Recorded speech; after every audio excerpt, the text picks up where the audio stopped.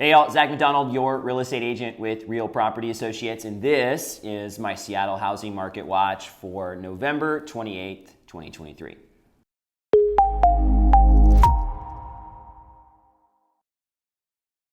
We had a slow week this week in the Seattle housing market, which is to be expected with the Thanksgiving holiday falling towards the end of last week. Really, we had a half week where people were searching for a house. A lot of people were traveling, and to be honest, holiday weeks are not the best to list a house. And we'll see that later on in the year when it comes to Christmas. Typically, we don't have a lot of houses coming on the market the week of Christmas either. In fact, we probably only have a few more weeks here where we'll see a steady flow of listings, being this week, next week, and the second week of December. It should slow down to a screeching halt as we hit Christmas and head into the new year. Typically, those couple weeks, people are traveling, taking vacations, and not planning to list their house. And let's be honest, most people that sell this time of year are people that need to sell, especially heading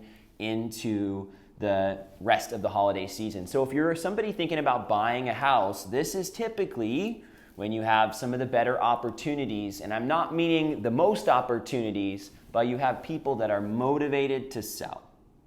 They are motivated because they have to sell versus wanting to sell. So in a lot of cases, these are people that maybe did just buy a new house, but more often it's somebody that is getting a divorce or relocating out of the area. Or maybe it's somebody who has a loved one that passed away and they're the executor of the estate. In all of those cases, those are people that need to sell versus want to sell.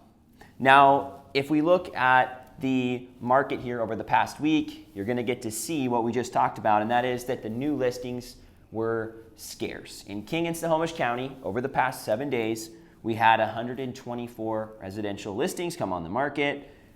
We had 293 last week. And last week, we talked about how that 293 was substantially below where we were in the same week last week. So we saw quite a drop-off from the big drop-off. There were also fewer list price reductions. I would suspect some of the ones last week were kind of heading into the holiday week, hoping that maybe we'll get the house sold right before Thanksgiving.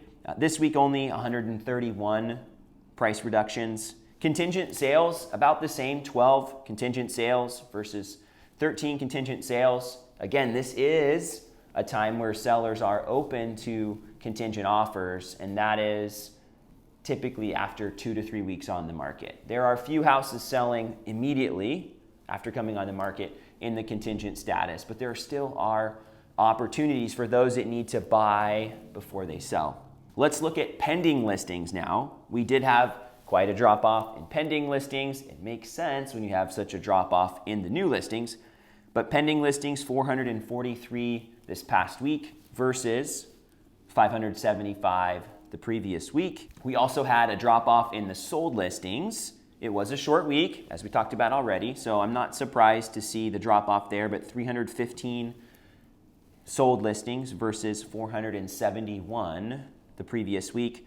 I would suspect this week that we're in right now, as we wrap up November and hit the beginning of December, we'll have a few more closings to wrap everything up. Usually we have stuff closing right before the end of the month or just after the beginning of the new month, so I would expect that this next update will have more listings here, but this is the slow time. So we aren't gonna see as many listings in November as we did sell in October.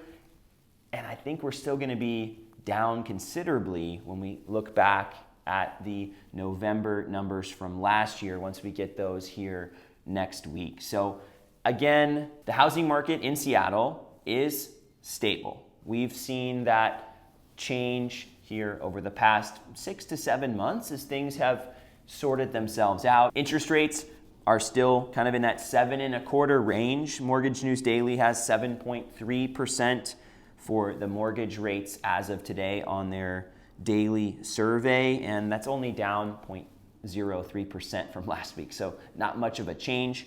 But rates have found their home, at least we hope they have, and for a lot of people, they're predicting that we saw the peak already for the mortgage rates and then we're going to start to see those coming down. And as long as inflationary data remains consistent and the Fed's messaging remains consistent, hopefully we'll see things stay where they're at or continue to get better as we head into 2024. So I would expect that as we see more inventory coming on in the new year, if rates stay where they're at or start to come down, we're going to start to see a little bit of buildup there. I predict in January, there's going to be a really low inventory environment as some of the new listings come on and some of the new buyers come on.